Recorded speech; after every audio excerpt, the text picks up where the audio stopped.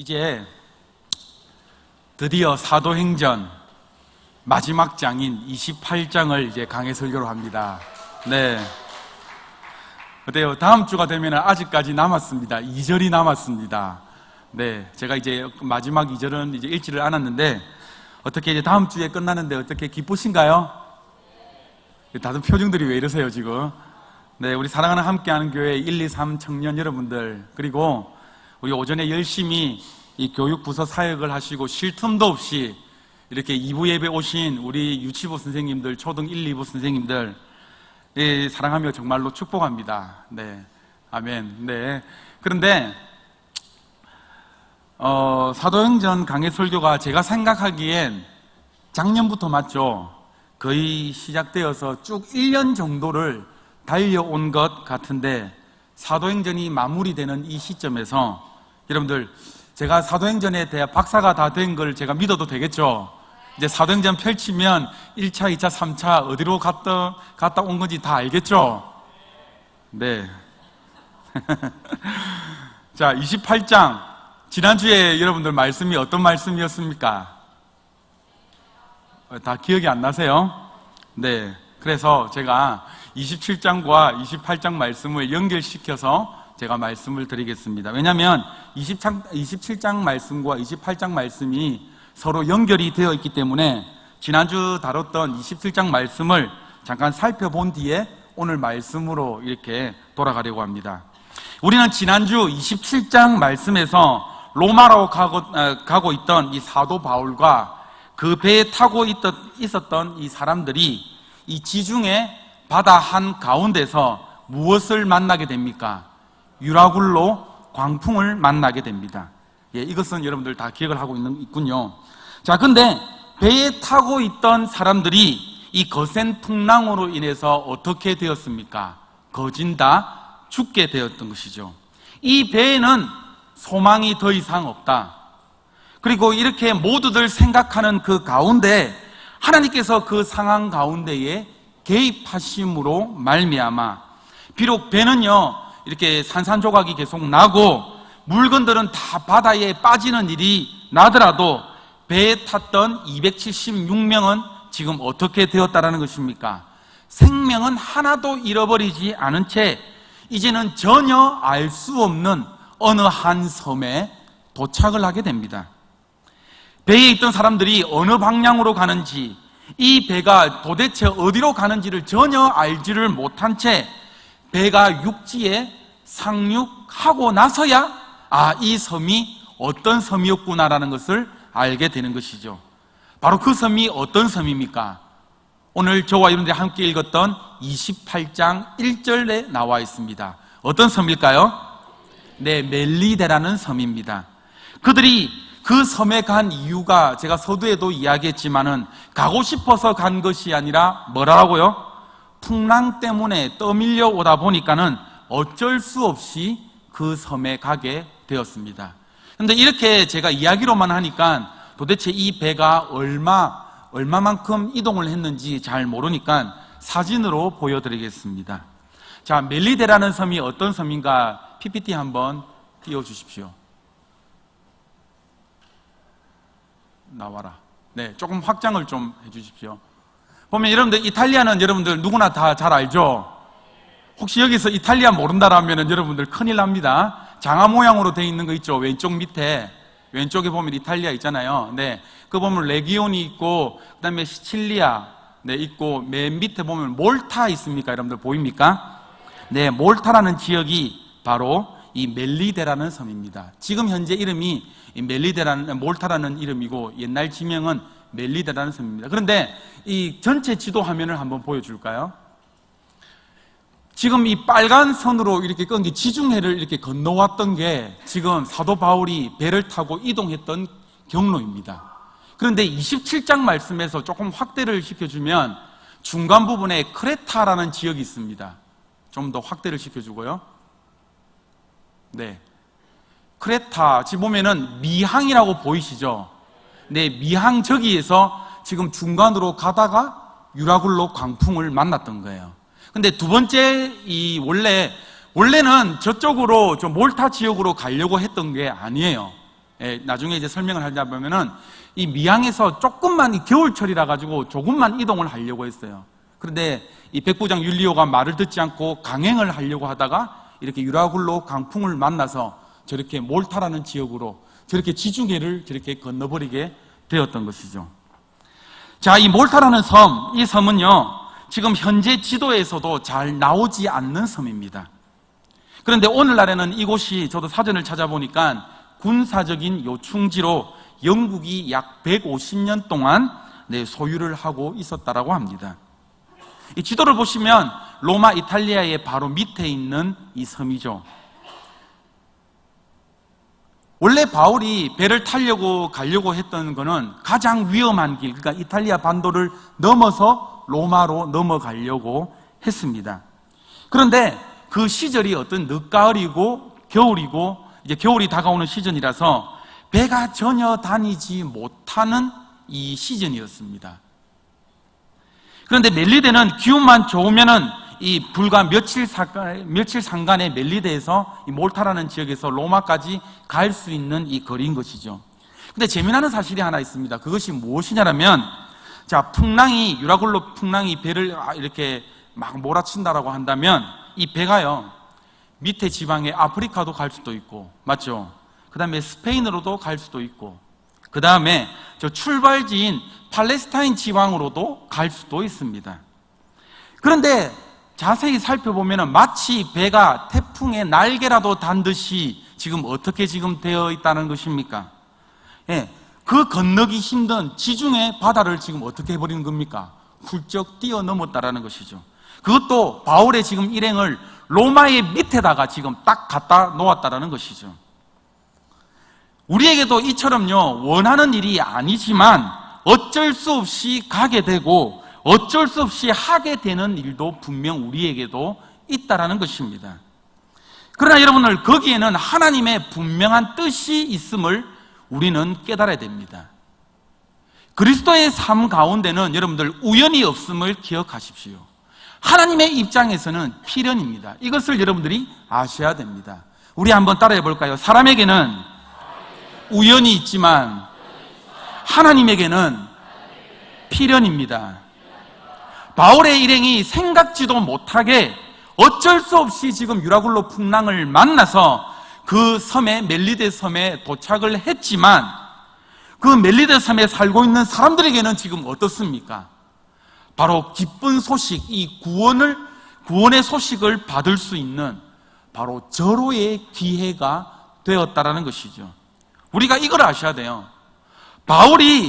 풍랑이 바울의 진로를 바꾸어 놓지를 못한다라는 것입니다. 묵상을 한번 해보면 바울이 얼마나 그 배 한가운데서 시달렸을까요? 여러분들, 그 풍랑이 배가 다 파손될 정도로 심하게 여러분들 바람이 분다라고 생각을 한번 해보세요. 바울 자신도 굉장히 무서웠을 것입니다. 굉장히 시달렸을 것입니다. 그도 인간인데 굉장히 고통스러웠을 것이라고요. 제가 나이는 그렇게 많지는 않지만 인생 살면서 죽음의 공포를 딱 3번 느꼈습니다. 그것이 언제인 줄 압니까? 첫 번째, 저 잠실의 L월드에 가는 자이드롭을 탔을 때, 제가 그 처음 탔을 때, 야, 이거는 올라갈 때 이거는 죽는 거구나 라고 생각했습니다. 그리고 내려올 때에, 와, 이거는 아파트에서 뛰어내리는 기분이 바로 이 기분이구나. 딱 제가 너무 무서워가지고 맨 꼭대기 한 98m 정도 될걸요. 한 100m 정도 가까이 되나? 2초 정도 걸리더라고요, 내려올 때. 제가 이 초시계로 재봤거든요. 그때 제가 무서움을 느꼈습니다. 두 번째, 인도 전도 선교 여행을 마치고 돌아올 때에 비행기가 갑자기 이 벼락을 맞았습니다. 그래서 이게 어떻게 됐냐면, 모두 다 여러분들 비행기를 다 타보시면 알겠지만은 어느 정도 상공에 뜨면은 어떻게 됩니까? 안전벨트를 풀으라는 사인이 나오죠. 그리고 문이 닫히는 순간 빈자리는 다 어떻게 되는 겁니까? 자기 공간이 되지 않습니까? 뒷자리에 의자 이렇게 중간에 있는 네 자리를 다 펴서 야간에 오던 비행기라 가지고 다 이불을 이렇게 다 이불을 다 모아가지고 전부 다 베개로 만들고 전부 다 그러니까 뒤에 사람들이 다 자고 있었어요. 그런데 얼마나 이게 심했던지 사람들이 천장으로 와 튀어오르고 난리가 났는 거예요. 그래서 제가 인생 살면서 와, 이거는 진짜 죽는 거구나라는 게 그 두 번째 느꼈습니다. 세 번째는요, 제 친구 아버지가 저 명지에서 김양식장 공장을 합니다. 그래서 제가 체험 삶의 현장을 자주 나갔습니다. 제가 뭐 용돈도 벌이 겸 자주 나갔었는데, 여러분들은 뭐 잘 모르시겠지만 선웩이라는 게 있어요. 이렇게 뽀든데 뒤에서 이렇게 야마라든지 이렇게 모터가 이렇게 달려가지고 김을 갖다가 이렇게 뜯는 이 배가 있어요. 이 어촌에 가면. 그러니까 친구가 초등학교 때부터 그 배를 운전을 잘 했기 때문에 바다에 이 베드로와 같이 굉장히 낚시도 잘하고 어부도 이게 김양식에 대해서는 뼈가 굵은 친구예요. 그런데 이제 명지에서 출발을 하면 다대포를 지나서 진짜 망망대로 나갑니다. 근데 가장 무서운 게 뭔지 압니까? 바람은 이쪽으로 부는데 파도는 이쪽으로 치는 거예요. 굉장히 희한해요. 그때는 배가 이제 요동치기 시작합니다. 보통 새벽 5시에 나갑니다. 깜깜한 이 밤에 나가서 보통 1시, 2시. 왜 그러냐면 오후 때 풍랑이 많이 일어서 오전에 일을 다 끝내고 들어오는 것이죠. 한 2-3번 나갔을까요? 방학 때? 딱 나갔는데 이제 한 12시가 정도가 됐는데 바람이 장난이 아닌 겁니다. 그래서 친구랑 같이 일을 하고 있다가 친구가 잔뼈가 굵은 친구인데 도저히 안 되겠다 판단을 하고 이제 그물을 이제 다 내리고 이제 닻을 올려서 가는데, 그 조그만한 배잖아요. 그 조그만한 배가 롤러코스터 타듯이 여러분들 저 보면 서핑 타듯이 있지 않습니까? 배가 여러분들 보면 서핑 타면 파도가 이렇게 올라오잖아요. 그런 것처럼 이렇게 올라오는 거예요. 이 수직으로 올라갔다가 파도를 타고 이렇게 내려가는 거예요. 여러분들 제가 진짜로 이렇게 강단에서 이야기를 하지 못하지만 팬티 젖는 줄 알았어요. 진짜 얼마나 제가 무서웠으면. 여러분들 이거는 제가 지금이라서 우스소리로 했지만 그 친구도 배를 운전하면서 당황했어요. 진짜. 그러니까 제가 그 경험을 한번 하고 나니까 다른 모든 이 놀이기구는요 시시한 거예요. 저한테 어느 만족감을 줄 수가 없어요. 그래서 제가 청소년부와 함께하는 교회 청소년부 사역을 할 때에 우리 저 뒤에 계시는 이제 염상석 강도사님과 같이 하는데, 여러분들 저 캐리비안 베이도 있고 롯데 수영장이 있는데 여러분 튜브에다가 이 단도대처럼 떨어지는 거 알죠? 여러분들 타보신 분들 굉장히 무섭죠? 하나도 안 무서워요. 그런 것들이에요. 나중에는 지겨워서 더 재미나는 게 없나 이럴 정도로. 그러니까 한번 무서움을 경험을 하니까. 제가 왜 이 말씀을 드리냐, 우리가 살다 보면 바울이 풍랑을 만난 것처럼 죽을 것 같은 이 인생의 고비와 수많은 어려움들이 다가온다라는 거죠.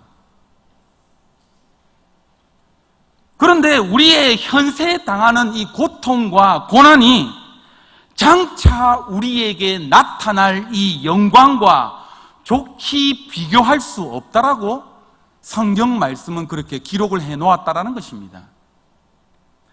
이 말은 무슨 말이냐? 그것이 오늘날에 우리에게 주어진 이 현실과 장차 나타날 하나님 나라의 모든 영광이 비교하는 것으로 영과 육에서도 똑같이 일어나는데, 여러분 우리가 지금 현세에 당하는 이 고난과 고통은 장차 나타날 이 영광과 비교가 안 된다는 거예요. 이 사실을 여러분들 깨달아야 돼요. 물론 우리가 현실에서 당하는 고통과 고난 어렵고 힘들죠. 정말로 버티기가 힘듭니다. 그러나 내가 당하는 이 풍랑 때문에 육체가 겪는 이 고통은 그 풍랑 가운데서 겪는 이 영적인 축복에 비한다라고 한다면 비교할 것이 못 된다라는 것입니다.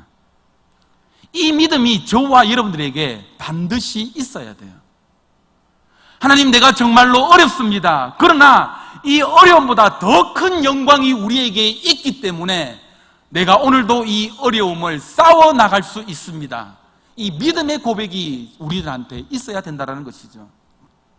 사도 바울도요, 분명 저 같은 심정이었을 거예요.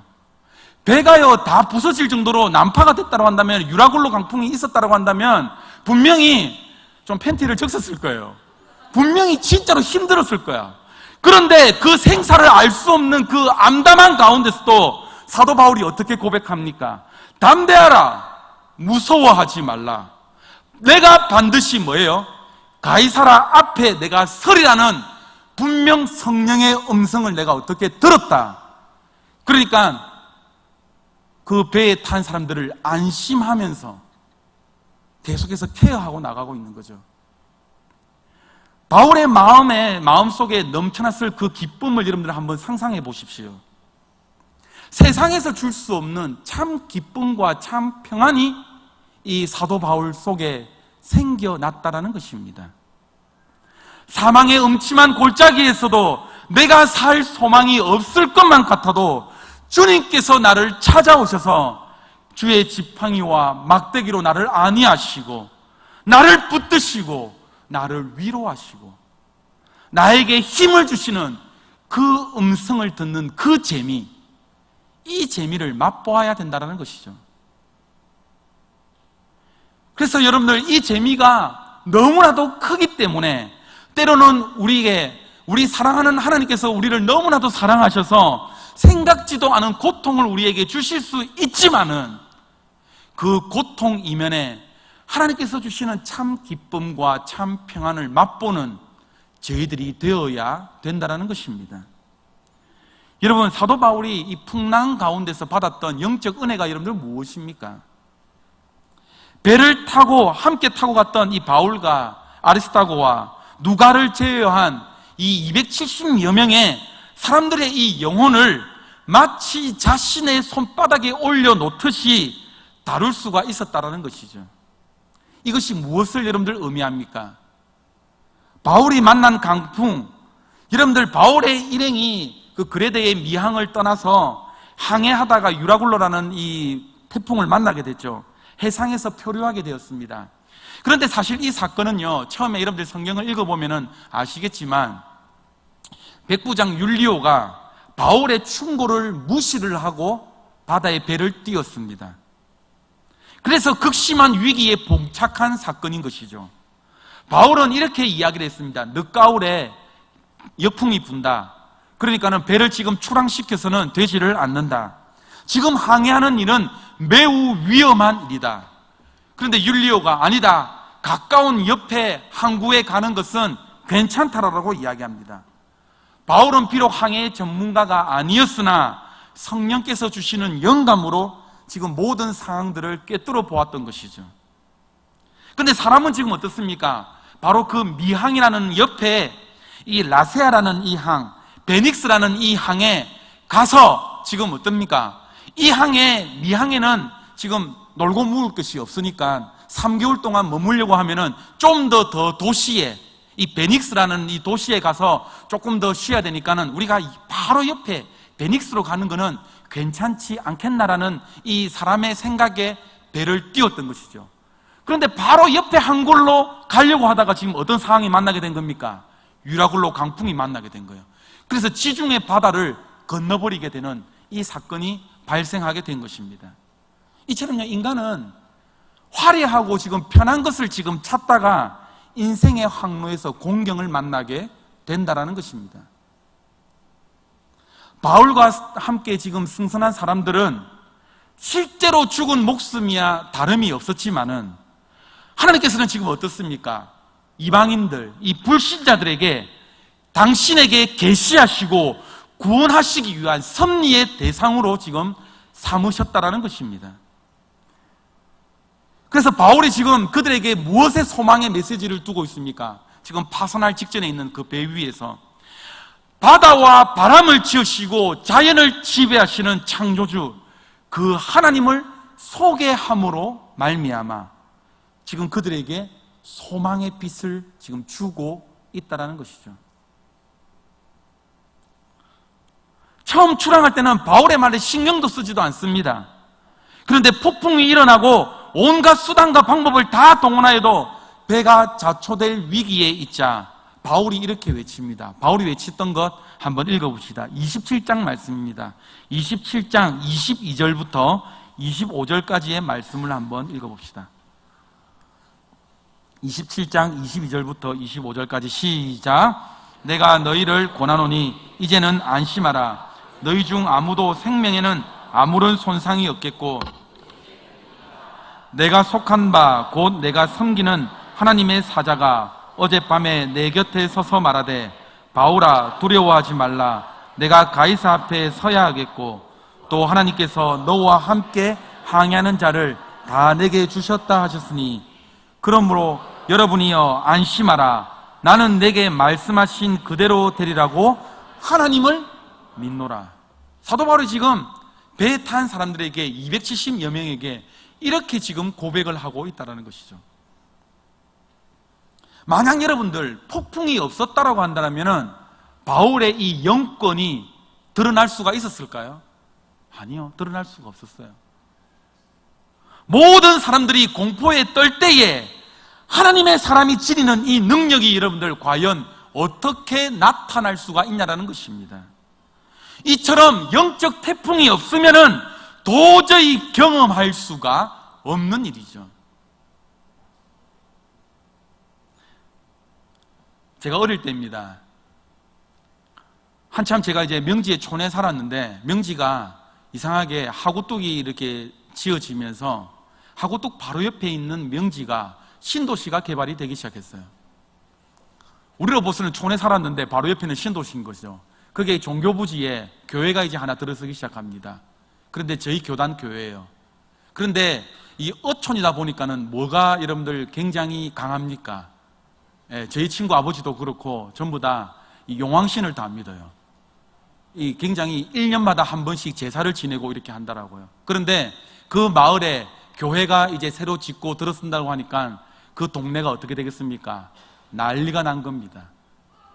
교회가 땅을 파고 이제 포크레인을 철근을 놓고 이제 콘크리트를 부어야 되는데 도저히 주민들이 차를 다 막아가지고 이 콘크리트를 하려고 이렇게 철근들이 다 녹이 슬기 시작합니다. 도저히 안 돼서 그 담임 목사님께서 이웃 교회 목사님들과 성도님들에게 부탁을 했습니다. 몇 월 며칠 날 우리 교회가 콘크리트를 칩니다. 기초 공사를 합니다. 성도 여러분들 좀 와서 도와주십시오. 그래서 온 이웃 교회 목사님들부터 시작해서 집사님, 권사님들, 장로님들이 다 모였어요.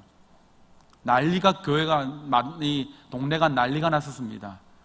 그 동네 사람들은 차를 다 막고 그 콘크리트를 붓지 못하게 교회를 짓지 못하도록 막았고요.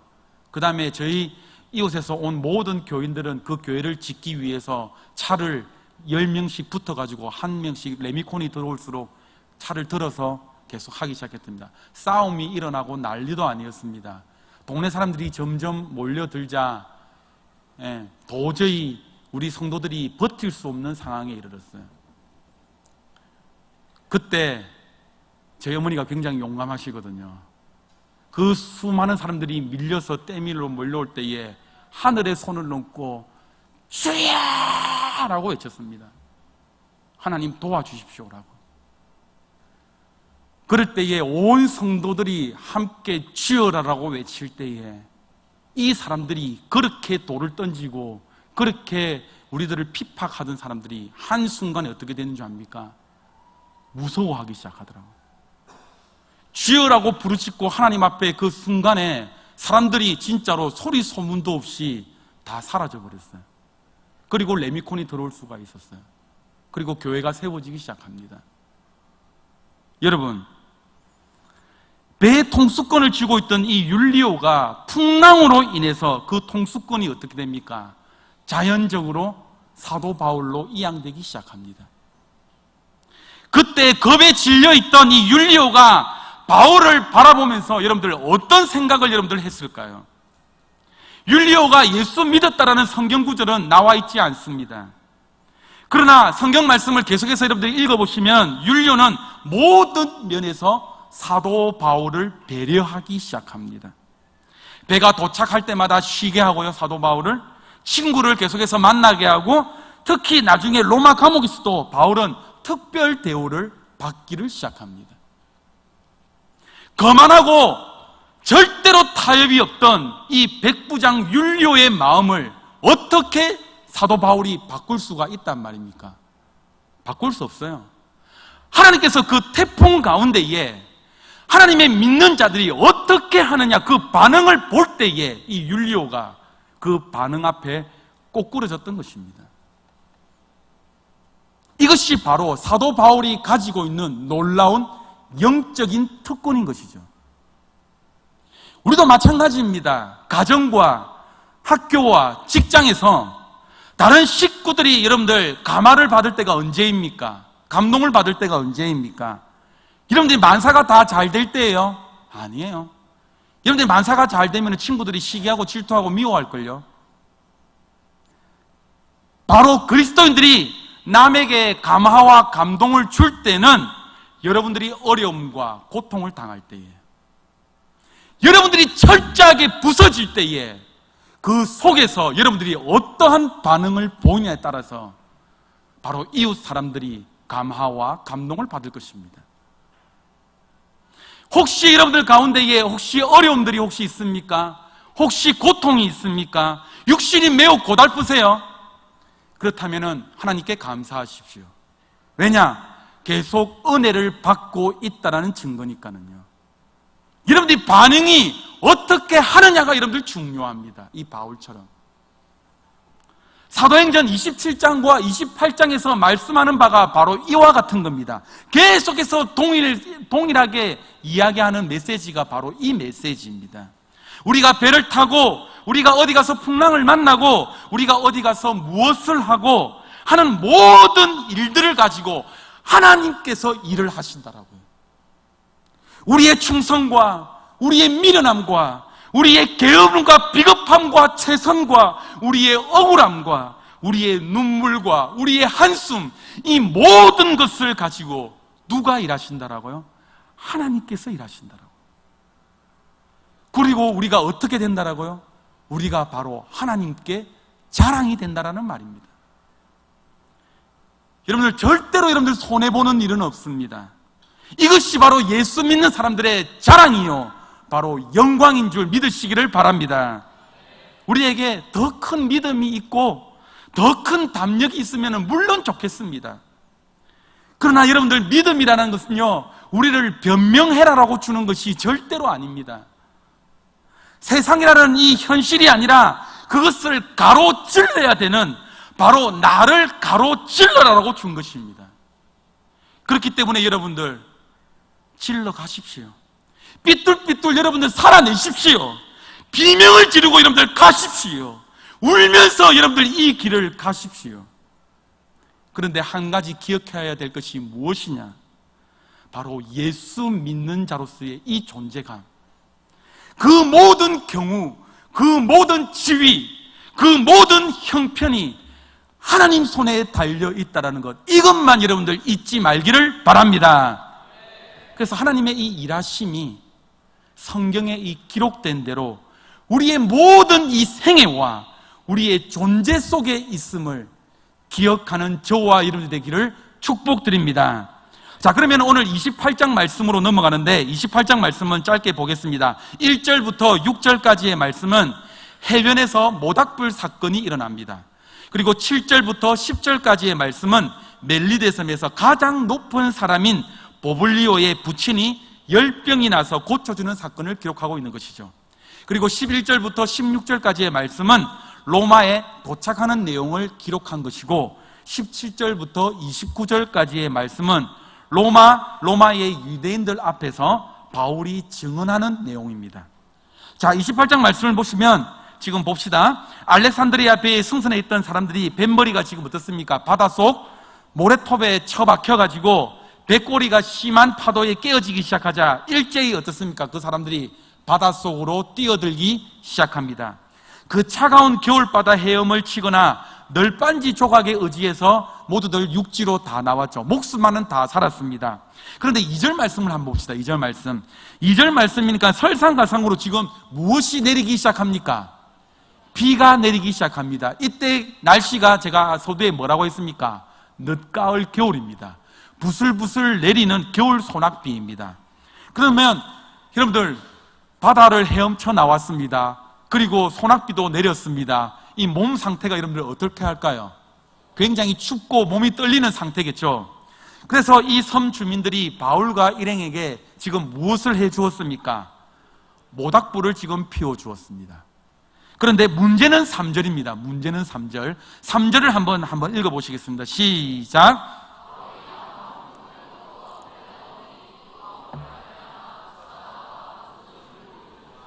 네, 불을 쬐던 바울이 둘러선 사람들이 더 따뜻하게 해주려고 했는지는 잘 모르겠지만은 이 원주민들이 잘라놓은 나무를 한 움큼 딱 이렇게 들어다가 불에다가 딱 넣은 거죠. 맞죠? 그런데 불에 딱 넣고 나니까는 지금 그 나무 이 더미 안에 뭐가 있었다라는 것입니까?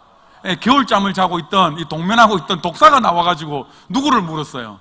바울의 손을 딱 감고 탁 이렇게 물어버렸다라는 것이죠. 그래서 4절 말씀을 함께 한번 읽어봅시다. 4절입니다. 시작. 말씀을 보고 서로 말하되 진실로 이 사람은 살인한 자로다. 바다에서는 구조를 받았으나 공의가 그를 살지 못하게 함이로다 하더라. 섬주민들이 이 광경을 보고 지금 어떻게 생각했다라는 거예요? 이 사람은, 바울은 틀림없이 누구라고요? 살인자임에 틀림이 없다. 왜냐하면 그들의 토속신앙에는 독사가 물리면은 살인자라고 생각을 했거든요. 그러니까 이 사람이 풍랑 가운데서는 분명히 이 사람이 죄가 많은데, 죄수의 신분으로 지금 왔으니까 죄가 많은데 풍랑 속에서는 살았지 몰라도 독사를 지금 물렸으니까 이제 어떻습니까? 틀림없이 죽을 것이다, 살인자라고 생각을 했던 것이죠. 그런데 5절 말씀을 보니까 바울이 지금 어떻게 됩니까? 바울이 뱀을 불에 어떻게 합니까? 떨어버립니다. 이라고 떨어버립니다. 예. 그런데 그 이후에 어떤 일이 일어납니까? 아무런 이상 반응이 나타나지를 않는 거예요.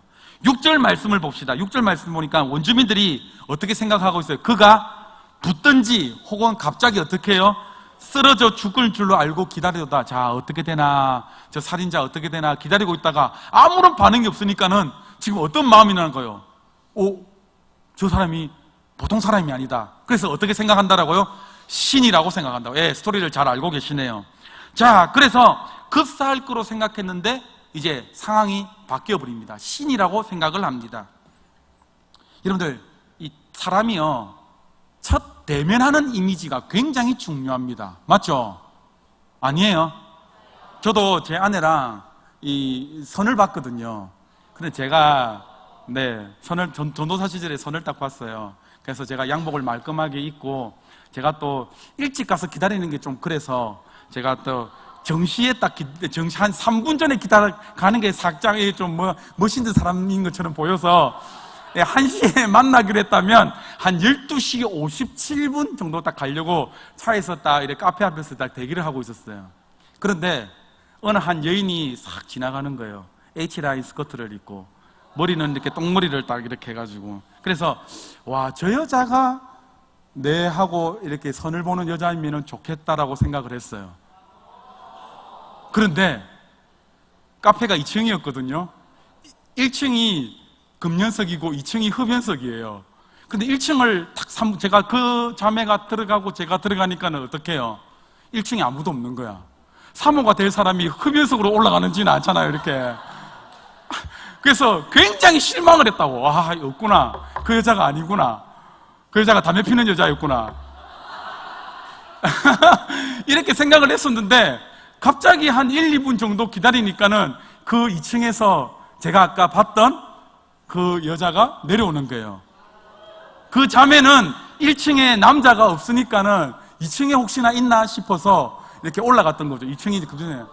첫 이미지가 굉장히 중요해요. 그러니까 제가 그 차 안에서 첫 이미지가 뭔가, 저 여자가 만났으면 좋겠다. 그냥 뿅 가버리는 거예요, 그냥. 그래서 105일 만에 결혼을 해버렸습니다. 네. 하나님께서 이렇게 씌워주신 것 같아요, 이렇게. 왜냐하면 첫 만남 이후에 그 이후의 관계가 굉장히 중요한데 왜 제가 이 말을 하느냐? 잠 깨라고요. 자, 섬 주민들은 지금 이런 걸 생각을 해보세요. 바울이 이때 나이가 한 몇 살 정도 됐을까요?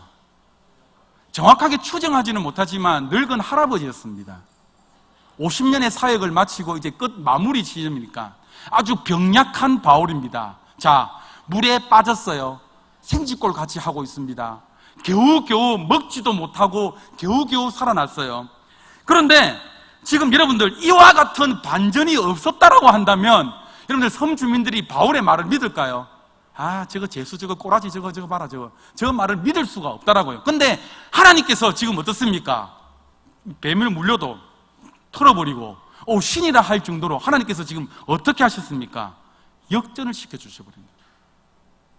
그냥 특별한 권위를 부여할 필요도 없고 그냥 석 달 동안 바울의 그냥 일행을 지속적으로 모신 까닭이 이 첫 대면에 바로 바울이 이러한 모습을 비췄기 때문입니다.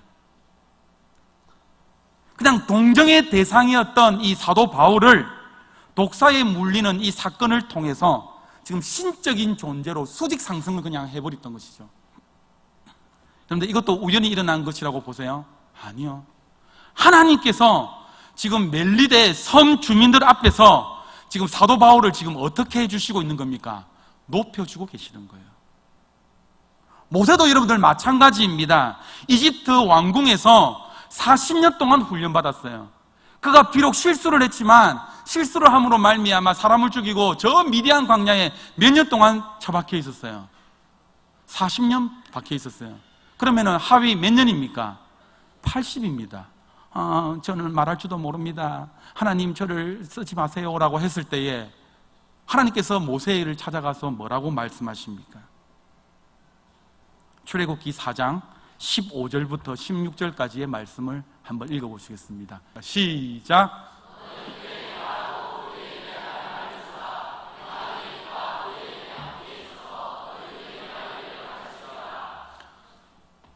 (16절도) 시작.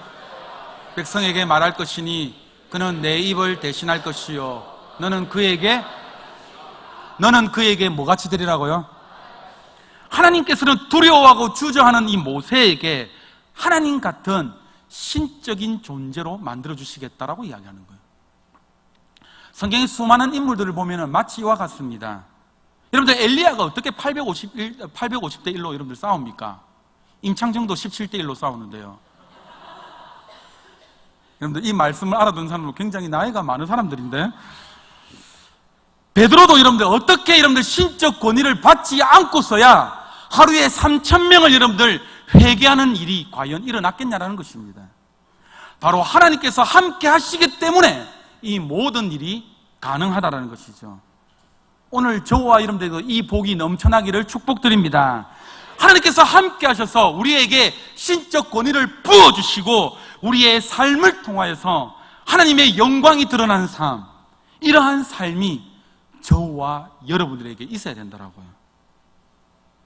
자, 이제 독사에 물리고도 멀쩡하게 살았다는 소문이 삽시간에 섬 주변에 퍼지기 시작합니다. 7절 말씀을 함께 한번 읽어보시겠습니다.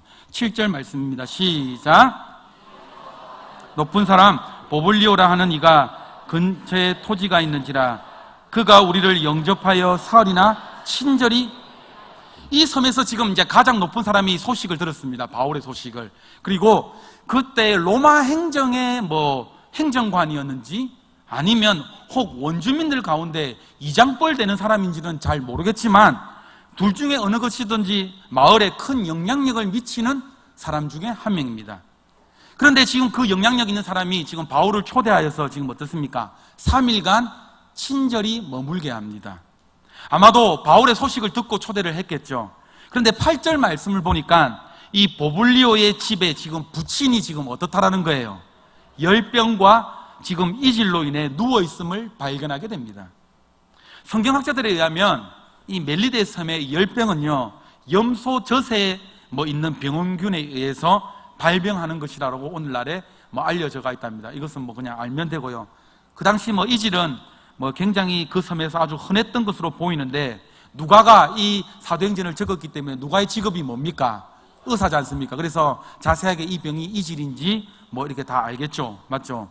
그런데 이 병에 걸린 사람은 짧게는 수개월에서 길게는 2-3년씩 병을 앓는데 지금 바울이 그 소식을 알고 손에 안수함에 어떤 일이 지금 일어나게 된 겁니까? 그 부친이 완전히 치료함을 받았습니다. 완전히 쾌유하게 된 거죠. 근데 이 기적의 소식이 좀 어떻게 돼버리는 거예요? 사방으로 다 퍼지기 시작합니다. 삽시간에 모든 그 병에 질병 걸린 사람은 다 어떻게 되는 겁니까? 다 모여들기 시작합니다. 그러니까 사도 바울은 지금 안수하고 누가는 어떻습니까? 약 타고 이래 하겠죠. 맞죠? 누가는 이렇게 지금 고치고 서로 합동으로 지금 사역을 했겠죠.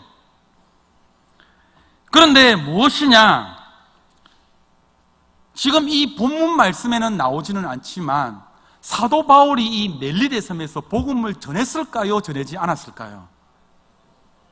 성경 말씀에는 전했다라는 말씀은 안 나옵니다. 그런데 제가 추측해보는 결과 사도 바울의 이 서신서를 읽어봤을 때도 불구하고 추측을 해보면은 사도 바울이 가만히 있었지는 않을 거예요. 맞죠? 치료하다가 여러분들 계속해서 하나님의 말씀을 전했을 것이고 예수님이 누구이신지에 대해서 전했을 거란 말입니다. 그래서 이거는 복음에 굉장히 열정이 가득한 사도 바울이 무엇이냐? 멜리데 섬에 하나님께서 그들을 치유해 주시기 위해서 하나님께서 보내주신 특별한 선물이라는 것이죠. 10절 말씀을 한번 읽어봅시다. 10절 말씀요. 10절 말씀입니다. 시작.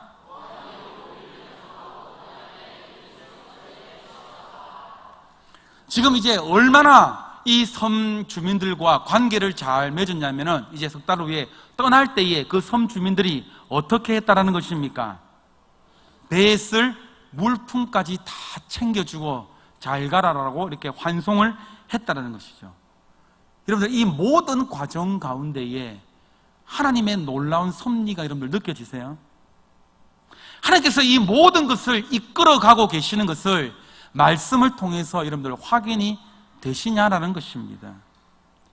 여러분 이처럼요 하나님의 은혜를 경험하고 누리고 하나님의 섭리와 이끄심을 믿는 사람들은요 한 가지 특징이 있습니다.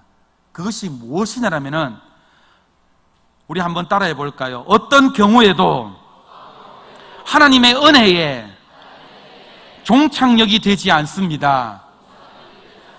중요한 말이기 때문에 다시 한번 반복합니다. 어떤 경우에도 하나님의 은혜에 종착역이 되지 않습니다.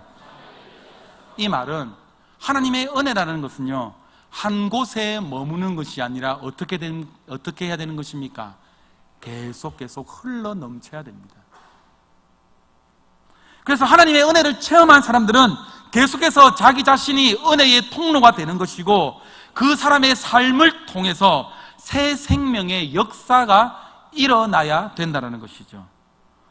바울의 한번 경우를 보십시오. 여러분들 어떠한 상황과 어떠한 환경 속에서도 바울을 통하여서 계속해서 무엇이 지금 흘러가고 있습니까? 새 생명이 지금 흘러 넘치고 있잖아요. 이제 11절부터 16절까지의 말씀을 살펴보겠습니다. 바울이 멜리데의 로마로 가는 장면을 기술하고 지금 이제 17절부터 이제 한번 살펴볼 건데 바울이 로마 유대인들 앞에서 바울이 증언하는 장면이 나옵니다. 자, 드디어 바울이 이제 그 기나긴 여행을 끝마치고 로마에 도착을 했습니다. 비록 죄수의 몸으로 로마에 왔지만은 하나님께서 또한 그를 통하여서 어떻게 행하실지 기대하고 있는 것이죠. 17절부터 좀 길지만 우리 오늘 본문 말씀 20절까지 다시 한번 더 읽어봅시다. 17절부터 20절까지의 말씀요. 시작.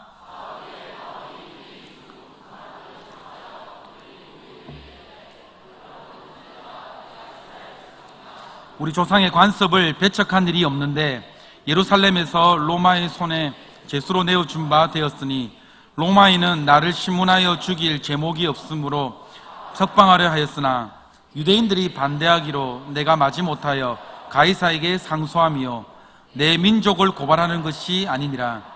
이러므로 너희를 보고 함께 이야기하려고 청하였으니 이스라엘의 소망으로 말미암아 내가 이 사슬에 매인 바 되었노라. 여러분들 지금 바울은 다메섹 도상에서 자기를 그토록 핍박하고 저주하던 예수님을 만나고 인생이 어떻게 돼버립니까? 180도로 바뀌게 되는 것이죠. 그래서 복음을 증거하는 자가 되어버립니다. 그래서 지금까지 이렇게 고생을 하고 있는 것이죠. 그런데 그 시간을 대략 합하면 다메섹 도상에서 지금까지 순간을 합하면 대략 이 성경학자들이 50년 정도가 된다라고 합니다. 그런데 그동안에 바울이 고통을 당한 환난과 고통, 이것들 세월을 되돌아보면은 이루 말할 수가 없는 것이죠. 쫓기고 위협당하고 바로 내일이 어떻게 될 수 없는 이런 삶을 살았다라는 것입니다. 그런데 그가 받았던 환난과 고통이요 90% 이상이 뭔지 압니까? 자기 동족에게 받았습니다. 유대인들에게요. 지금 쇠고랑을 차고 로마로 들어오게 되는 것도 모두 다 지금 누구 때문입니까? 유대인 때문입니다. 자기 동족 때문입니다. 로마인들은요, 지금 성경 말씀을 읽어보니까 바울에게서 죄를 찾을 수가 없어서 오히려 바울을 어떻게 라고 합니까? 놓아주라라고 이야기합니다. 그런데 유대인들이 지금 그것을 막고 있다는 거예요. 자기 동족들이. 인생의 지금 마지막까지 자기 동족들이 어떻습니까? 유대인들이 지금 자기를 고통을 주며 시달리게 하며 계속해서 괴롭히는 거죠. 원수도 여러분들 이런 원수가 없습니다.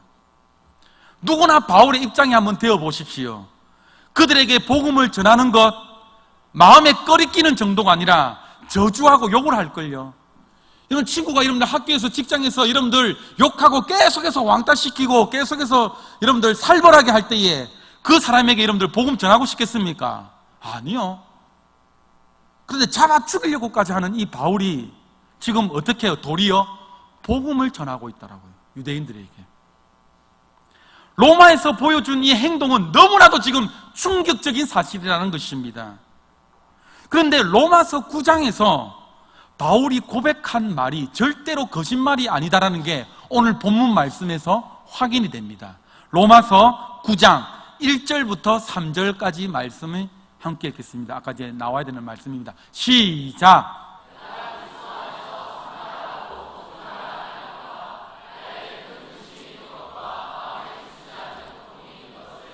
내 양심이 성령 안에서 나와 더불어 증언하노니 3절입니다. 시작! 나의 형제 곧 골육의 친척을 위하여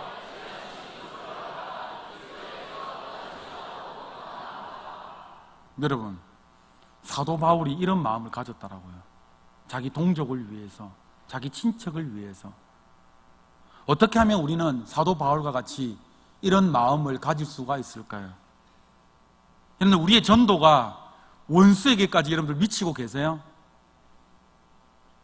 정말로 내를 미워하는 사람에게까지 여러분들 복음이 전해지고 있냐라는 말입니다. 내가 좋아하는 사람만 가려서 사랑하고 내 마음에 한이 맺힌 사람은 보지 않으려고 하는 게 바로 우리들의 마음 아닙니까? 그런데 복음의 정신은 그렇지 않다라고 이야기합니다. 우리가 사도 바울을 보면서 느끼는 점이 무엇입니까? 우리는 아직도 가야 할 길이 멀었구나. 사도 바울을 따라가려면은 힘들다라는 게 솔직한 저의 심정입니다. 여러분, 오늘 성령님께서 우리에게 깨닫는 은혜를 주시기를 원합니다. 저도 이 설교 준비를 하다가 제가 맡은 초등 1부를 한번 생각을 해봤어요. 내가 정말 이 아이들을 사도 바울의 같은 그 심정으로 내가 아이들을 사랑하며 사역을 하고 있는가? 물론 아이들이 사랑스럽고 내가 물론 아이들이 너무나 좋죠. 그런데 사도 바울의 이 심정처럼 내가 정말로 내가 목숨을 다하여서 내가 정말로 이 사도 바울의 심정처럼 그 원수까지도 사랑하는 그 마음이 내가 있냐라는 거예요. 여러분들 셀 사역을 하면서 혹시나 가려서 여러분들 사랑하고 있지는 않아요? 나에게 잘해주는 사람은 사랑하고 나를 싫어하고 미워하는 사람들은 철저하게 여러분들 밀어내는 것이 우리의 모습 아닙니까, 여러분들? 말씀을 맺습니다. 사도 바울이 마침내 로마에 이르기까지 바울에게 있어서 그것은 사람에게 있어서 상상을 초월하는 놀라운 하나님의 인도와 섭리 가운데 있었던 일입니다. 순간순간 죽음이 직면되는 그 환경 가운데 하나님께서는 사람이 생각 못했던 여러 방법들과 방편들을 사용하셔서 그 위험을 모면케 하실 뿐만 아니라 하나님의 뜻을 이루어 가셨던 것이죠. 이러한 위기 상황 가운데서 하나님의 약속을 믿고 의지하는 사람들은 얼마나 그 큰 차이가 있는지를 우리는 사도행전 말씀을 통해서 확인할 수가 있습니다. 여러분, 오늘 우리는 개인적인 면에서 가정과 회사, 학교, 국가 전반에 걸쳐서 많은 수많은 위기를 맞고 있습니다. 그런데 이 위기가 닥쳐올 때에 많은 사람들의 반응이 어떻습니까? 포기합니다. 절망 속으로 떨어집니다. 소망을 버리고 극단적인 행동을 합니다. 어제 실시간 여러분들 뉴스를 보니까는 실시간 검색어에 누가 나왔습니까? 전미선 탤런트 호텔에서 전주에서 또 자살 사건이 나옵니다. 오늘 제가 시간을 본다고 날씨를 본다고 이 네이버를 켜니까는 또 가슴 아픈 일이 나오더라고요. 창원에서 청년 20, 30대 4명 자살. 그 청년들이 창원에 사는 친구들만 아니에요. 서울에, 인천에, 경기도에 사는 사람, 창원에 사는 사람 4명이 함께 모여서 빌라에서 가스 중독으로 죽었던 거죠. 왜 이렇게 해야만 되는 것입니까? 여러분들, 이것이 오늘 우리 청년들에게, 우리 어른들에게 주어진 현실입니다. 막막합니다. 힘듭니다. 돌파구가 없는 것처럼 보입니다. 그런데 우리에게 스스로에게 묻지 않을 수가 없습니다. 이 위기의 상황을 과연 이겨나갈 길은 과연 없는가? 누가 이런 상황 가운데에 진정한 지도력을 발휘할 것인가? 이것이 바로 믿음의 사람에게 주어진 도전의 과제라는 것이죠. 오늘 말씀을 보니까 바울이 이러한 지도력을 가지고 있었고, 하나님께서 그 배에 탄 사람을, 그 지도력을 가진 사람에게 손에 붙이신다는 사실을 여러분들 믿으시기를 바랍니다. 오늘 우리가 다시 되찾아야 될 게 무엇이냐? 바로 이 영적 지도력이에요. 소망이 없다고 다 버리고 떠나고 포기하는 것이 아니라 우리가 기도하도록 맡겨주신 아주 작은 영역에서부터 하나님의 약속한 그 근거의 말씀에 붙들어서 하나님의 소망을 붙들고 나아가야 된다는 것입니다. 여러분, 이 세상의 항해길에서 그 주도권을 누가 키를 쥐고 계십니까? 하나님이 쥐고 계시다라는 것 믿으시기를 바랍니다. 그래서 우리가 세상을 향해서 선포한다는 말이 어떤 뜻입니까? 하나님 주도권 안에 내가 살고 있습니다. 내가 그 세상 속에서 영적인 지도력을 내가 발휘하겠습니다. 그것을 수행하면서 내가 살겠습니다라고 선포하는 게 바로 우리의 믿음의 선포입니다. 아멘입니까? 그래서 나 하나의 구원과 생존의 문제가 아니라 하나님 나라의 생존임을 여러분들 기억하시며 오늘도 믿음으로 사시는 저와 여러분들 되시기를 축복드립니다.